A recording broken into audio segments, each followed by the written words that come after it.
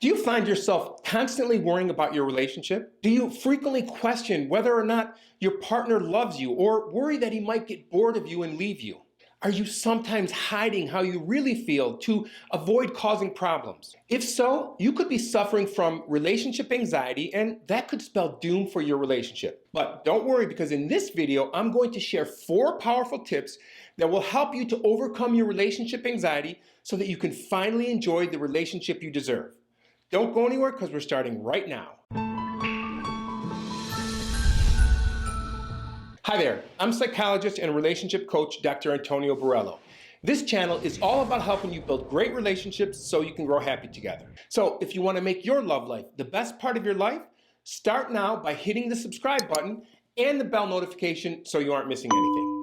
Okay. How to overcome relationship anxiety. Relationship-based anxiety is difficult and can cause problems that ruin your relationship. That's because the anxiety creates a cycle that becomes almost like a self-fulfilling prophecy. For example, the cycle begins when an anxious partner is triggered by something and feels insecure about the relationship or fearful that it might end. This insecurity leads to anxious behaviors like constantly seeking reassurance or neediness or clinginess or jealous behaviors. And then those behaviors cause the other partner to feel suffocated and resentful and trapped, which leads to wanting to withdraw. And then the anxious partner interprets these new behaviors as confirmations of her original fears, and that just makes things even worse. Then a new cycle of increased anxiety begins, and if the cycle isn't caught and broken, it destroys the relationship. But before that happens, these are the steps that you can take to finally overcome your anxiety. Step 1, name it to tame it. The name it to tame it technique is a tool taken from cognitive behavioral therapy that will help you regulate your emotions and reduce your anxiety by focusing on identifying and labeling your anxious experiences and then gaining more control over and significantly reducing your symptoms. Here's how it works. When you start to get anxious about something related to your relationship, you pause and take a moment to intentionally and specifically identify and name the emotions you are feeling as you experience them. And when you pay attention to exactly what you are feeling and label it, you're activating a different region in the brain than when you simply experience the feeling of anxiety. And this has been demonstrated in several brain imaging studies that have shown that when we label our emotions, the prefrontal cortex, the cognitive region of the brain, becomes activated, while the limbic region and the amygdala, which is responsible for fear and anxiety, becomes deactivated. In other words, naming your emotions helps to calm the fear center of the brain, which reduces your experience of anxiety as well as your body's physiological response. I know it may sound simple, but I promise there have been many psychological studies that have shown how effective this is. So, step 1, pause and take a few minutes to really identify and label what you are feeling. One excellent resource to help you do this is called the Feelings Wheel, and you can download that for free at feelingswheel.com. Use that wheel to really zero in on and label the specific emotions you are experiencing. Step 2, understand your anxiety cycle. Before you can overcome and eliminate your relationship anxiety, you need to understand your anxiety cycle and the ways that anxiety shows up in your thoughts, in your emotions, and in your behaviors. That's because these 3 facets of anxiety work together to create the dreaded cycle of fear and insecurity. So let's go through how to break that cycle. Usually, relationship-based anxious thoughts are triggered by some situation or some interaction or lack of between you and your partner. For example, your anxious thoughts can be triggered when your partner doesn't text back right away, or doesn't initiate a good morning text, or if he declines a date invitation, or forgets something that you asked of him. So the cycle begins with how you interpret the trigger or situation and the meaning you assign to it. For example, you start saying things to yourself such as, "He hasn't texted me today. He's avoiding my text. He's not interested anymore. He doesn't miss me. He's with someone else. He doesn't love me anymore," and so on and so on. These anxious thoughts then lead to the second part of the cycle, which is having anxious feelings and worrying or feeling apprehensive and afraid. And then those feelings lead you to stage 3, the anxious behaviors, which are the things that you do to try to lessen or reduce your anxiety.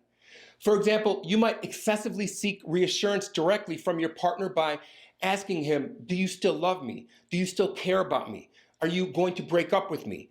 Are you sure you want this relationship?" etc. Or you might seek reassurance indirectly by carefully monitoring and analyzing your partner's moods and body language to make sure that he's still engaged in the relationship. Monitoring can even go as far as digging through his social media accounts or looking through his call logs and text messages and emails to make sure he's not flirting or cheating. Of course, these anxious behaviors are toxic and damaging to your relationship. After all, constantly asking your partner for reassurance feels like clinginess and neediness, and neediness is the enemy of desire. In time, too much neediness makes your partner feel smothered, and just like smothering a flame, smothering your partner puts them out. And then there's the snooping behavior and checking his whereabouts, snooping through his text messages or getting mad every time he looks at another attractive person. These are all acts that damage your relationship. So whenever you've been triggered, you're going to pause and give yourself a timeout and go through step 1 and 2 so that you label your emotion and recognize the behavior you typically engage in and how they are destructive, and then go to step 3. Step 3, do not act out. No matter how anxious you feel, it's important that you choose not to engage in anxious behaviors. Now, despite the fact that insecurity and fear are very powerful motivators, when you are able to identify and recognize your feelings, you can choose how you react. And engaging in destructive, jealous, or possessive behaviors will always hurt your partner and your relationship. That's why you must stop yourself from acting on those feelings, no matter how difficult it may be. In the end, you will feel much stronger and more trustworthy. And those are 2 qualities that are essential for a healthy relationship. So next time you start to feel anxious, pause and understand your situation and decide not to act out in ways that are destructive. And instead, use this opportunity to strengthen your relationship by doing step 4. Step 4, communicate authentically and no more self-silencing. People with relationship anxiety also engage in avoidance strategies to avert and prevent feeling insecure or anxious about their relationship. And one common but unhelpful avoidance strategy is called self-silencing. Self-silencing is choosing not to speak up about your wants or needs or concerns in order to avoid conflict or potentially upsetting your partner.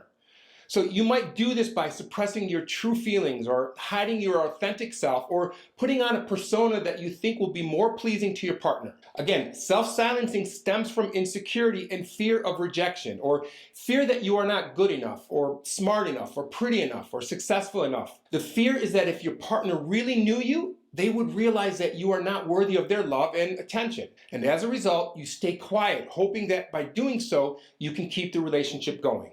Of course, self-silencing may be effective temporarily, but it always results in more anxiety and relationship problems. That's because self-silencing leads to feeling that your partner doesn't really know or understand you. It also eventually leads to feeling resentment towards him when your needs are not being fulfilled. The worst part, self-silencing leads to a relationship built on conflict avoidance and anxiety, and when you finally have had enough of self-silencing, there's a big blowout conflict that will be difficult to recover from.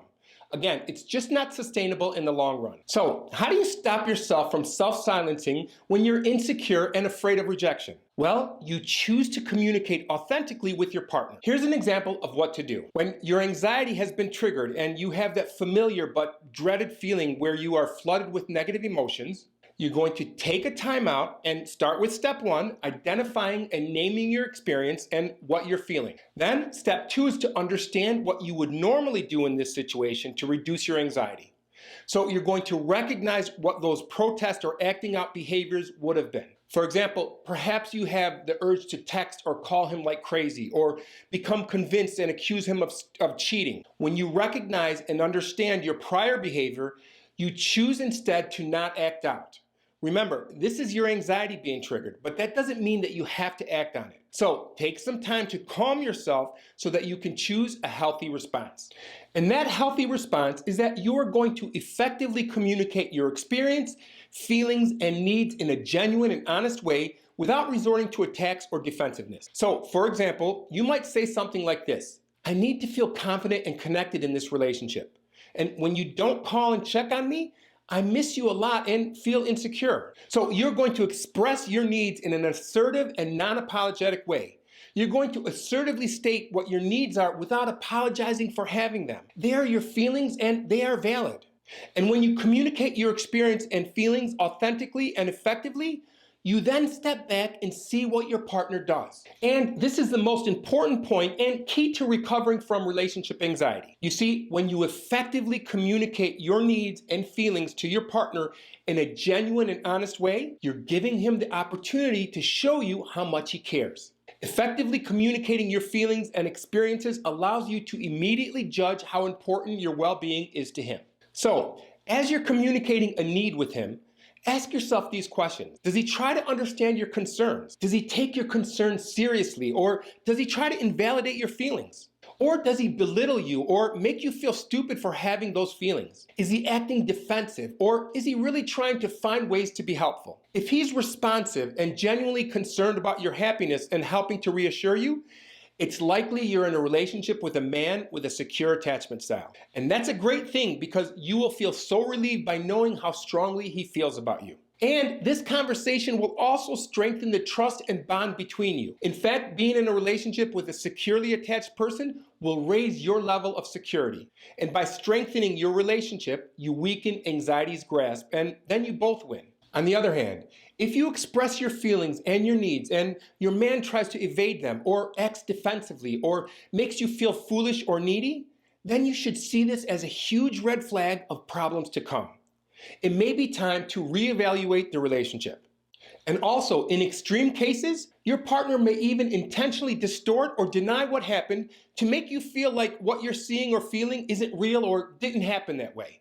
Now, if that sounds familiar, your partner may be gaslighting you, which is a type of narcissistic abuse that is super important to catch early. To learn more about that, you can click here or click here to watch the video that YouTube thinks that you'll love. I'll see you in the next video.